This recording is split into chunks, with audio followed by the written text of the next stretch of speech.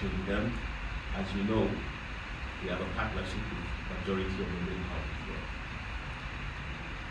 The reason we chose that approach is because, first of all, the Constitution is very clear in terms of freedom of the media. Very clear. Also, we are very aware of the power, the role we play in our democratic space in the correspondence state. So rather than choose a confrontational approach to media, we chose a partnership approach, a collaboration approach to all media houses, including social media platforms that I've mentioned. We had discussions with them. We said, let's collaborate together, given the stakes of this election is quite high. We had some agreement, and even for our local media stations here, you know that you guys, partnerships, you've been very aggressive in your own campaigns to promote peace, cohesion in our country, and we recommend you for that. Our position is very clear, and I'm going to cite that part, on the freedom of expression here in the media. Every person has the right, Article 93, has the right to freedom of expression. Part 2 says this: the right to freedom of expression does not extend to propaganda for incitement to violence, hate speech, or advocacy of hatred that constitutes ethnic incitement, vilification of others, or incitement to cause harm, or is based on any ground of discrimination specified or contemplated in Article 27.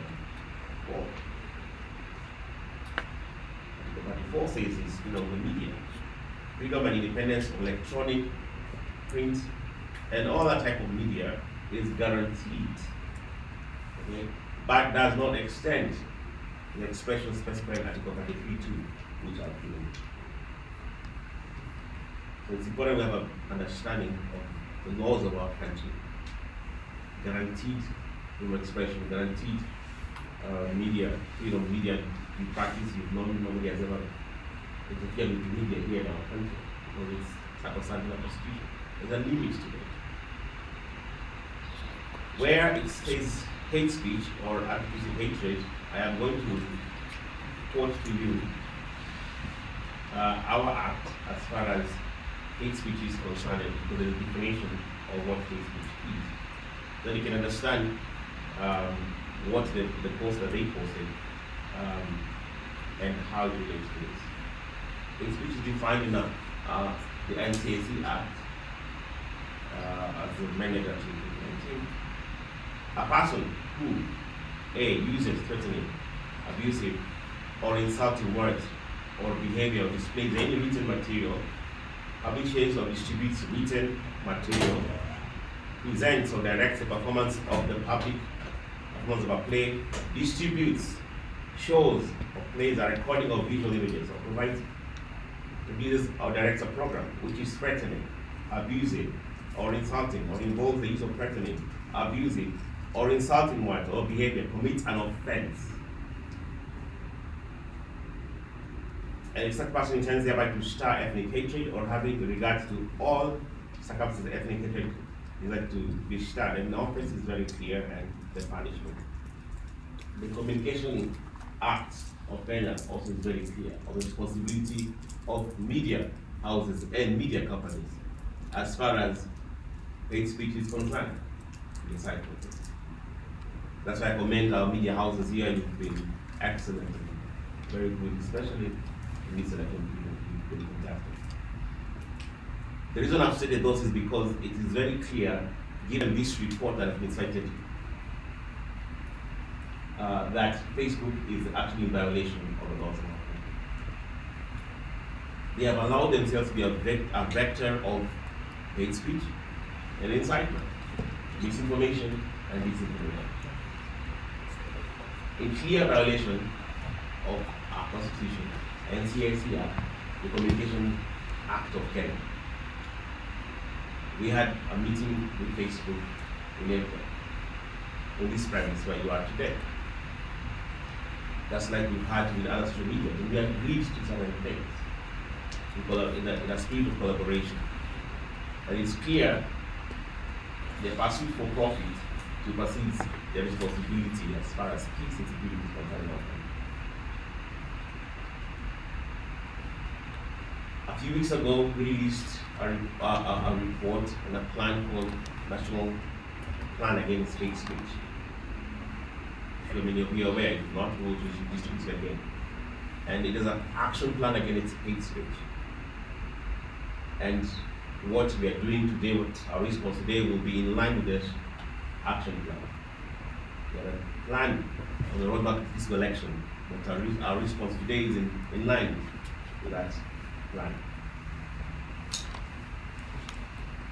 Now, it is evident, as I've said, and you've seen in this report, there's a clear violation of our laws, clear violation of agreements we had. Let me even say this, and I'm going to say it so that we understand the paradox I find in Facebook. One of the things also we do as a commission is saying that says you fight fire with fire. So rather than we fight hate speech with peace messages,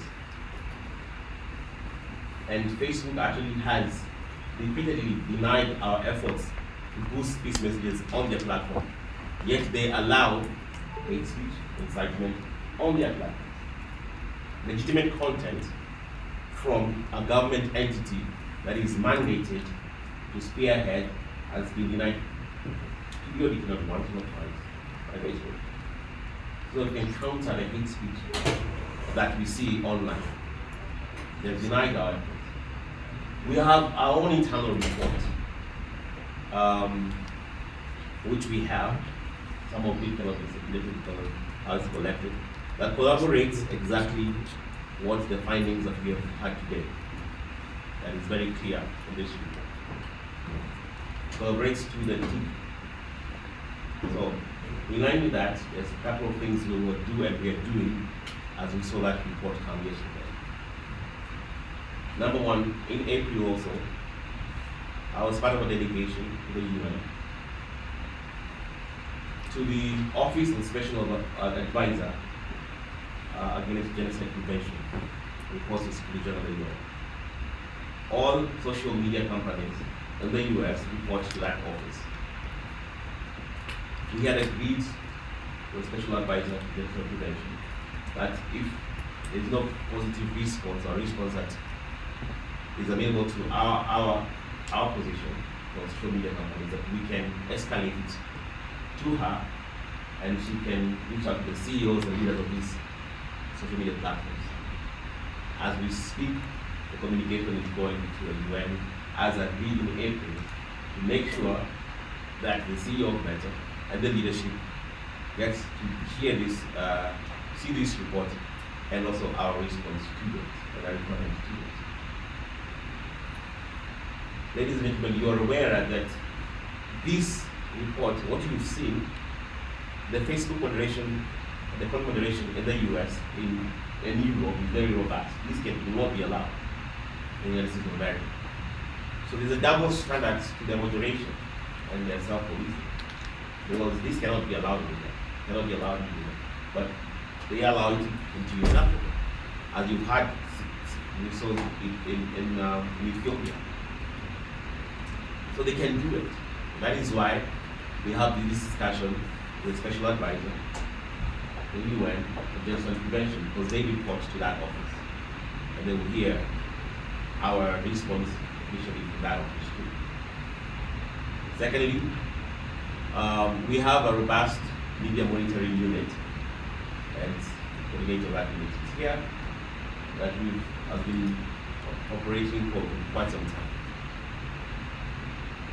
We have many requests of instances that Facebook were in clear hate speech, clear incitement, and they haven't responded to it. We'll submit that report to Facebook again. Thirdly, yesterday when this news broke and this report came out, we had conversations with our partners, the CAK, the government agency that is in charge of regulating. We had long discussion, then even in the night, in response to what we need to do. Beginning today, we are setting up a special unit task specifically to address this issue of Facebook. That will be housed at CAK. So we thank CAK for their quick response. I spoke to the DG of CAK yesterday night, and they've agreed with this unit out in place to specifically address this issue and make sure we have adequate mechanisms to respond to this. Fourthly, we're giving Facebook time. Okay, there's requests that are very clear, there's a request we're sending to them to comply to that request. Because they're in clear violation of our laws. This is a sovereign country, we have laws, and we have tremendous liberty in our country. We have a very progressive constitution. Don't stifle this free speech. We've never done it as a country. But if Facebook does not comply to the requirements that have been sent to them, recommendations that have been sent to them within 7 days, we will recommend Facebook actually to be suspended from this kind of cooperation. Why? Because we say in this country that the country is bigger than a politician, and we say that when it comes to politics. So our position is very clear. This country is bigger than a social media company or an entity. We are bigger than that. We will not allow Facebook or any social media company to jeopardize national security and to become a vector of incitement. We have discussion with them, we give them ample of time. We have mechanisms we have put in place, but clearly that is gathered that time. Their own systems are not working. Give about 7 days to comply. Failure to reach, we will recommend that platform be suspended until they comply with this. We need to see that they have complied to our laws and they have had measures in place to make sure they are not a vector of incitement in our country. Thank our partners again for response. Thank ELO for the work on the ground. Thank you everybody who's in this space. And that will be our response for now as we wait their response. Thank you. Anybody any questions? Yes, please say your name and the question that you Mohammed. My name is Mohammed Yusuf from VOA. From VOA? Yes. Commissioner, can you give us a brief of hate speech, how problematic it is for your country during this election period? Okay. Yes. Thank you, Mohammed. In this period, actually, in reality, we've seen, for those who noticed, a reduction of it a lot compared to other times in our country. However, hate speech has migrated from political rallies and platforms to social media platforms. And that's why we're having this conversation today. Okay? No longer do we see politicians engaging in hate speech in rallies. Okay? Today, they use their proxies, whether it's bloggers, to conduct and propagate hate speech, mostly online. Now, we talk to them, we engage them. But contextually speaking, given the history of our country that's reduced, the reality of hate speech and the challenge of hate speech is anytime we've had any genocide in the country, is what precedes genocide is hate speech. In fact, is this kind of language we've been trying to address and work on. So it is important that we know the place it plays, how dangerous it can be. We see in a neighborhood right there, anyone that we've seen it in Bosnia, we've seen it in Europe, how this precedes that. So there's a reduction because we've had enough nations. We have a national plan against hate speech which launched yesterday. We've been working on it with the great politicians because they're usually the ones who do it. But now we've seen it migrate and becoming very organic online, and it's individuals. Lastly but not least, on what we notice also as an organization, not most, but a good number of people who are engaging in this. Of course, you see through accounts, but also anonymous in our country. Okay, it's Kenyans living in diaspora, in the UK, in the US. Okay, so there's jurisdictional issues when it comes to address this harm of that, because somebody is in the US, it's really hard to go to arrest them and they're propagating hate speech inside in our country. And this is the issues that we also raise with Facebook. We said, just pull it down. okay, just put some of these content down because we have no time to go arrest people in Oregon or in DC who are not doing this. So that's the reality. Any question? Yes, please. Thank you very much. Noé Michelon from Africa Intelligence. I was wondering to what extent in your dialogue with Facebook you also see a risk of ethnic incitement through other languages beyond Swahili and English. I don't know if Facebook has even moderators for the many other languages that are spoken in this country. How we did raise that, and they don't actually have. That is part of the recommendations they're talking about. They have to have moderators because in reality, the dynamics of our country. And in regions where we have conflict, actually, if you go to Facebook groups in this region, Marsabit, Lamu, most of the incitement actually is in the local dialect. You understand? And even if you go to Baringo, you go to West Pokot, incitement in these regions is in local dialect. It is incumbent upon them, it's a responsibility actually to do that. You don't work on Facebook. That's your responsibility. So they haven't, they clearly haven't, even Swahili is struggling. So what about local dialect? So it's their responsibility. And that's really part of the recommendations that Global Witness actually has put very clear today. So we require them actually to comply to that. We need to get more moderators that actually account, especially in regions our reports are very clear. The regions that we know we have in our country, they need to be more aggressive. Make sure that we have moderators who actually know and understand the local dialect so that when they use that language, they actually can detect and flag, and those groups do that. And I'll also add on to that in this investigation, all of the ads that we submitted violated Facebook's community standards. They qualified it as hate speech and ethnic-based calls to violence. Much of the speech was dehumanizing. It compared specific tribal groups to animals, called for rape, slaughter, and beheading. I'm deliberately not going to repeat many of the phrases used as they're highly offensive, but the fact that Facebook was unable to detect that, like the most basic forms of hate speech, is extremely concerning. any questions?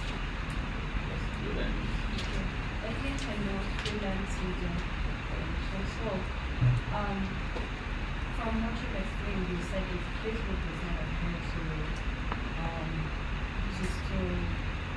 looking at if Facebook does not adhere to basically your recommendations in 7 days, you will consider suspending Facebook.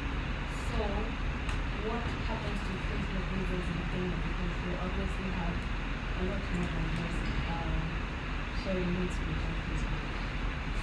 So that's why they say responsibility now, basic responsibility. Of course, 99% of social media platform users go there, it's a social network. We follow people, it's funny, it's all cool stuff, we network, and it's a good thing. And that is why they have a responsibility. They have a responsibility to comply to that, to comply to our laws. You understand? Laws are there to protect people. Okay? They have their own internal laws actually on this safety, protect people and users within the platform, but they're clearly have been even in violation of their own safety regulations, internal ones. Yeah, so what happens to it's Facebook now to figure out because clearly they keep profiting in front of safety and peace and security of our country. It's just upon them to figure out what's going to happen. Okay, so it's their responsibility, not our responsibility. Our responsibility is to protect our country. My responsibility is because we have a peaceful election. That's our responsibility. So my concern is peaceful election. You understand? That's my concern. Their concern, that should be their concern. It's important to add that it is non-compliance to our laws is non-negotiable. You can't negotiate about that. You will not comply with the law, they will not comply with it.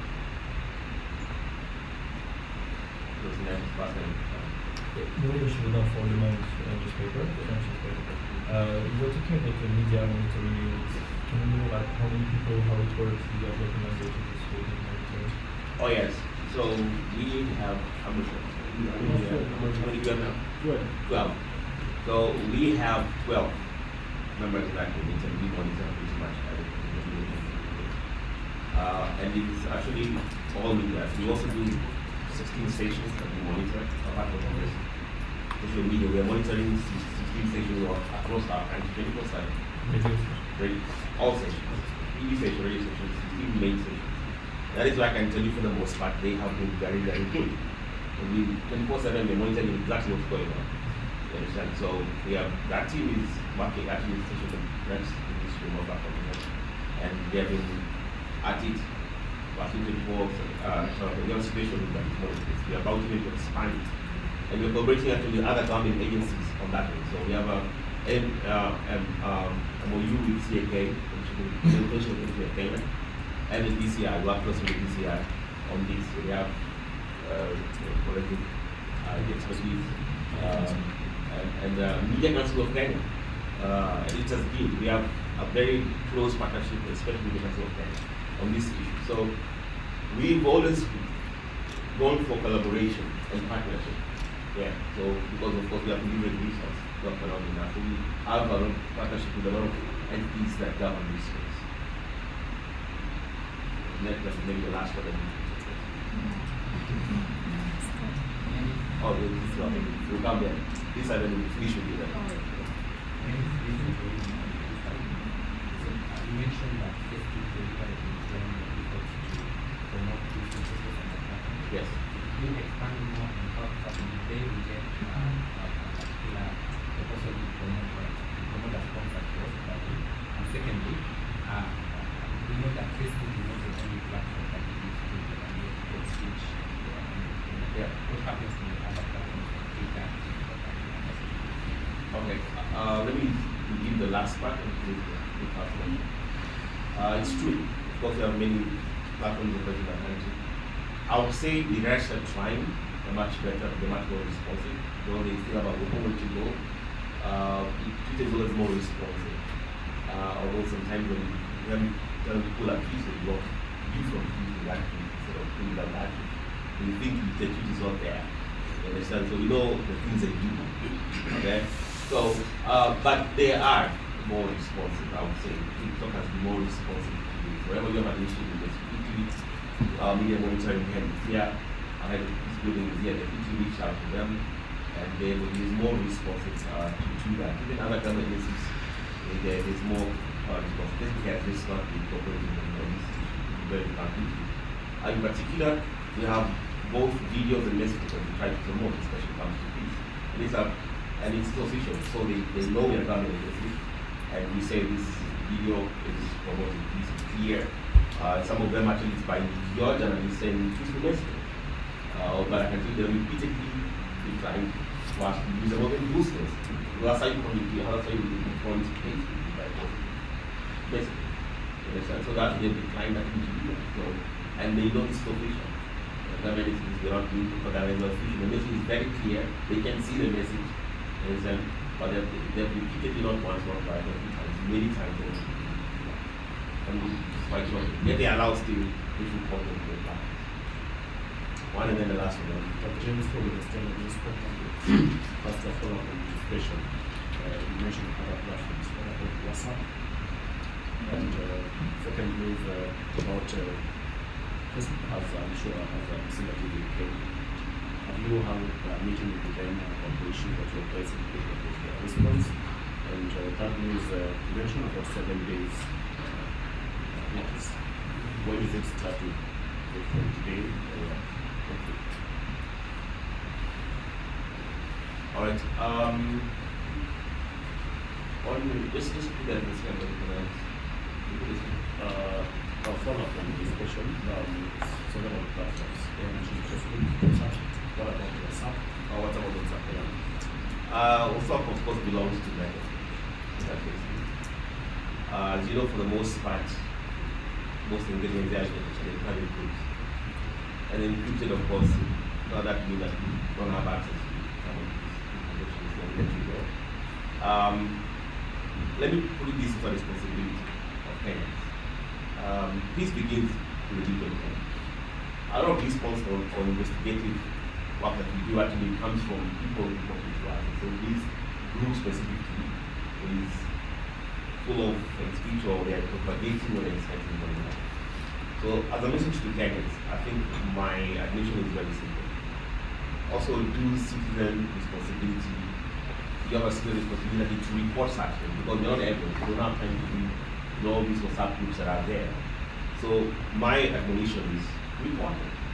You have a responsibility also. It's not just NCIC, it's not just CAK, it's not just the DCI.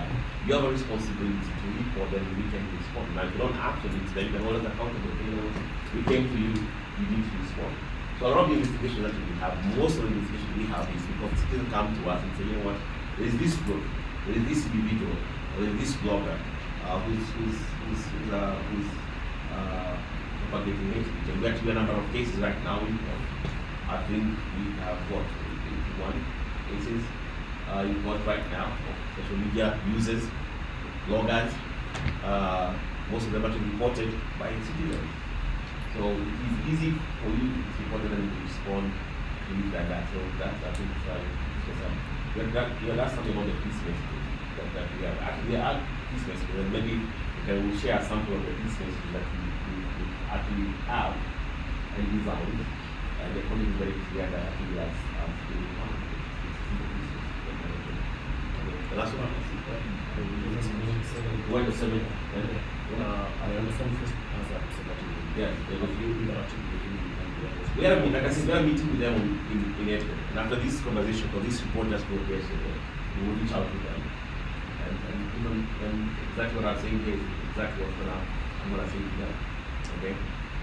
But there are meetings, the irony of this, we had a meeting with them in April. And we had agreed upon such things. But clearly, they're not really interested in it. As I say, I'm going to give you that notice because we have this discussion before.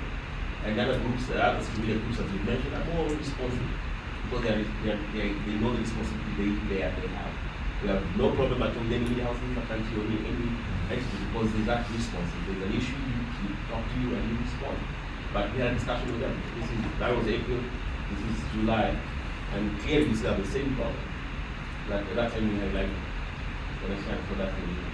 Finally, the notice is taken from today. So from today, and within that they need to actually start working on these issues that they take media takedowns they have to do.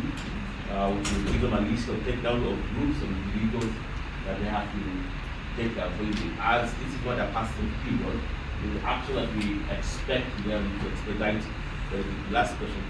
Bwana Commissioner, kwa ajili ya watazamaji wa lugha ya Kiswahili, naitwa Huba Abdi, mwandishi habari na shirika la Sauti ya Amerika.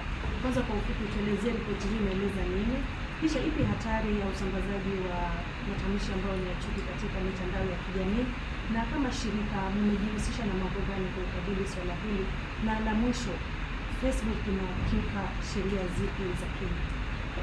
Asante sana kwa swali lako. Ripoti imezungumziwa leo. Na mpiga picha wangu yuko hapo, naomba unijibu. Sawa, asante.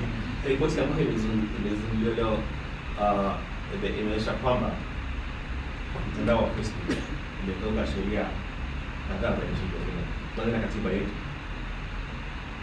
ambayo inalinda hate speech, free speech, NCIC Act ambayo inadefine speech ni gani, Communication Act of Kenya imetoka hiyo sheria, na tumeongea nao hapo awali na nimekuwa nikitaka kadhaa na si Facebook pekee yake, hata mitandao hizo kadhaa kueleza kwamba lazima tufanye kazi pamoja katika uchaguzi ambao unakuja mwezi ujao. Walikubali kufuata sheria na kufanya mikakati ambazo tumekubaliana nazo, lakini inaonekana wazi kwamba mikakati ambazo tulikubaliana hawajatia maanani ya mikakati. Kwa hiyo ni wazi kwamba lazima kama serikali ichukue pia hatua kwamba wao tie maanani sheria zetu za nchi ya Kenya. Wengine kama ilikuwa ipi hatari ya usambazaji wa matamshi ya chuki ya saa kati unapoelekea uchaguzi? Hatari inakuwa wazi usipo tumeona Rwanda, tumeona Bosnia na Herzegovina, usipochunga matamshi ya hate speech na incitement. There is hata 07 nini ilianzisha vita za 07 matamshi tu ya chochi ambazo wanasiasa siku walikuwa nazo. Kwa hiyo tusipo kuakti na mambo ya hate speech na chochi na ugomvi katika mitandao zetu za kijamii, of course zinaweza enda kwa vitu rahisi sana. Hiyo ndio shida ama risk ambayo ya hate speech inaleta katika nchi yetu. Na kama shirika ni hatua zipi ambazo mmezichukua? Tumechukua hatuamini. Ya kwanza nilisema tulikuwa na mikutano na mitandao zote na kijamii, tulikuwa na mikutano na tuna partnership na kampuni na media za nchi yetu ya Kenya. Tuko na social media monitoring unit ambayo tumeweka na leo ni monitor to make sure kwamba katika mitandao hizi tochi ya eneo, na kama kuna hayo tuna forward. Tuna partnership na vitengo vingi za serikali kama CA to make sure kwamba ambapo hatuwezi kufuatilia kila kitu, wao pia wana kusaidia kufanya kazi nao kwamba sheria ifuatiliwe na pia isikuwe na amani katika uchaguzi ijayo. Asanteni sana. Thank you very much. So, John, is it possible, the last comment you made explaining the different examples of hate speech, do you mind saying that again, but here in the microphone? Sure. Yeah. Just a bit. Just right over.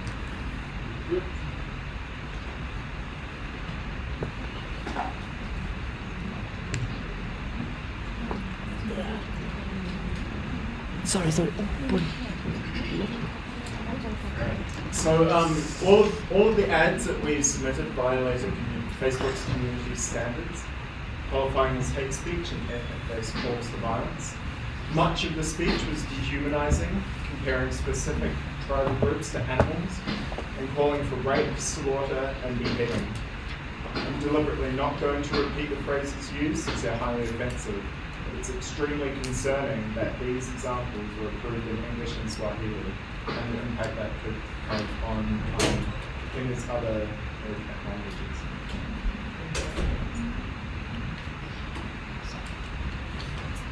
Thank you.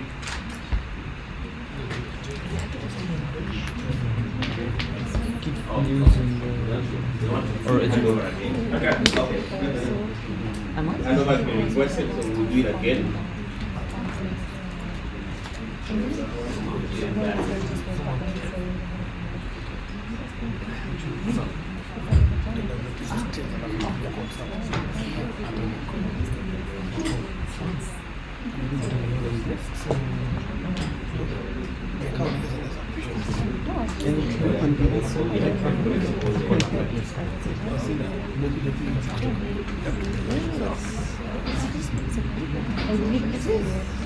Channel gani?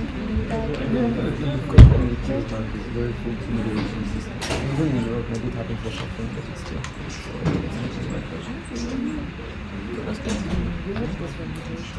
Yeah, more. But sometimes even in rough periods, they are faulty, and of course I know they're not converted, but that's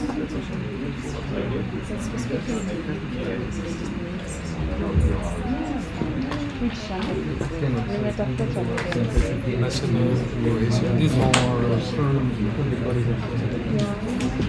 Entire ministry. Yes, muy ruhig. Because I see when I search for All the others need notification and they are not. Which phone is this one? Is it one of the phones? Facebook, Twitter. Okay. Didn't know if it was Ruhig's. This one. Position, integration, solution.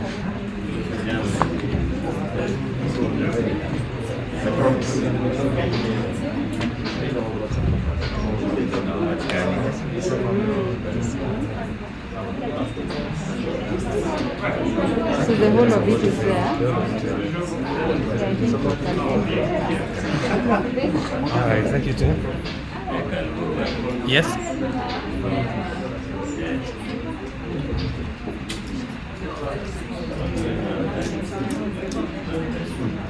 Sure.